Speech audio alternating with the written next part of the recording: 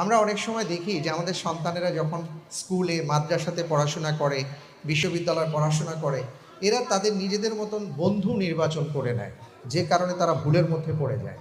আমরা কেন আমাদের সন্তানদের জন্য আসল বন্ধু হতে পারি না? আমার সন্তান একটা ভুল করতেই পারে, একটা সিদ্ধান্ত নিতেই পারে, কিন্তু সে কেন আমাকে প্রথমে জানাতে পারে না? কেন তার মাকে বলতে পারে না যে মা আমি এই কাজটা করতে যাচ্ছি বা করতে চাই বা করে ফেলেছি? অথবা বাবাকে কেন সে বলতে পারে না? এই বিশ্বাস আমাদের অর্জন করতে হবে। অনেক সময় সন্তান মনে করে যে ভয়ের ব্যাপারগুলো মা বাবাকে বলা যাবে না।